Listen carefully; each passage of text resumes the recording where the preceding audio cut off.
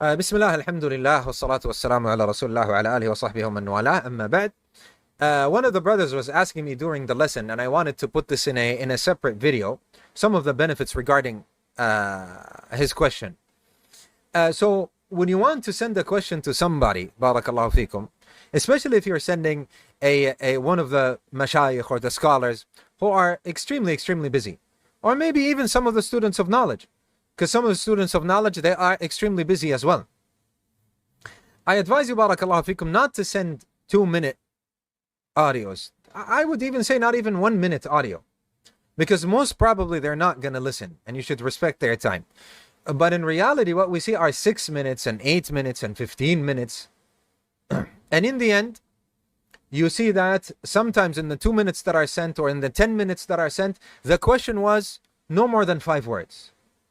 And there were 15 minutes of talking about unnecessary things about what happened with you and how you felt, and the somebody reacted this way and so. Therefore, I would like to give you this advice that I have received from a brother of mine. Be a faqeeh when you're asking a question. Be a faqeeh when you're asking a question. Instead of coming and saying, I woke up and I found many on my underwear, and because I had a dream, and when I woke up there was it was time for the salah, so I showered, and after I showered I wore the same clothes. I do not know, I was confused, but I didn't ask anybody. And anyway, I went along and I made the salah. And you see how long this is taking? What is the question? What is the question? Is many pure? Yes, many is pure. It's 3 words. Is many pure? Yes, many is pure. Can I pray in clothes that have many on them? Yes, you can. You need to scrape them off. It's done. So, the brother, if you're asking also why do I answer only on a certain platform like on X, because it summarizes the question. On X, people tend to do what? They send summarized questions. But on other platforms like WhatsApp or so on, they tend to send what? Sometimes they send PDFs. I'm not joking, I'm not exaggerating. They send a PDF, especially if they are suffering from waswas. Imagine if you received, let's say, you received 120 messages. And I'm not exaggerating, by the way. But let's say half of that. Let's say I received 60 questions or 60 messages. Imagine now you want to reply to 60 messages. You open the first one, it's a 5-minute audio.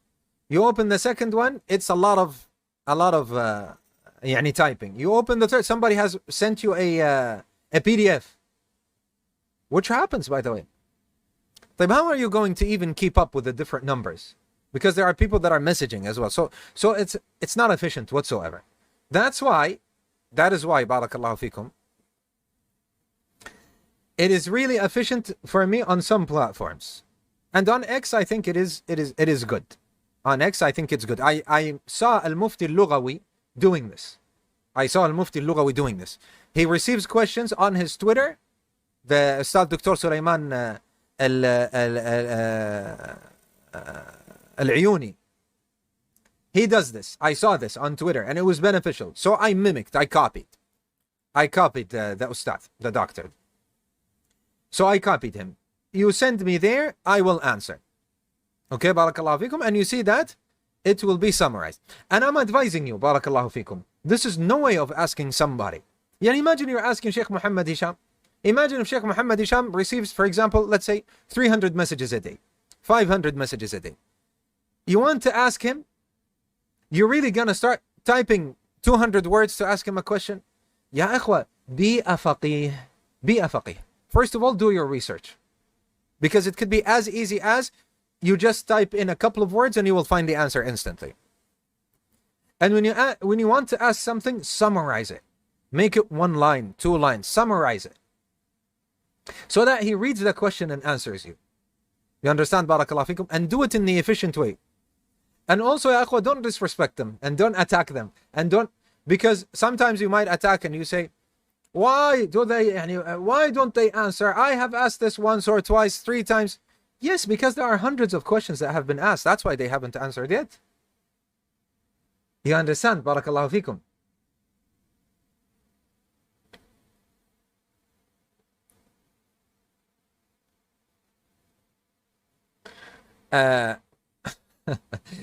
Somebody asked that question. Allah musta'an. Assalamu alaikum, Ustadh. I have a question. What is the meaning of Samā'a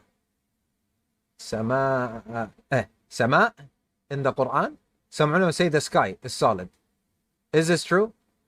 This is more than one question in one. First of all, Samāʼ is everything that is above you, as some of the ulama said. It could be the rain, as in the hadith, ala ithri Samāʼ, meaning matar here, it means rain in the hadith. In the hadith, ala ithri Samāʼ, meaning here it means rain. So everything that is above you, they call Samāʼ, the Arabs. The sky, what is it, and so on.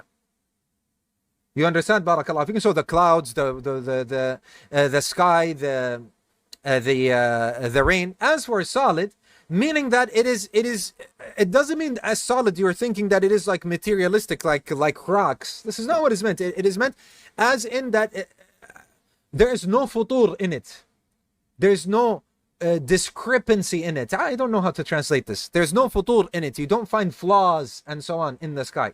You understand, barakallahu fikum? This is what it means. This is what it means. It doesn't mean that it is something that is solid and you're gonna hit it like a rock and so on. No, this is not what is meant. Barakallahu fikum.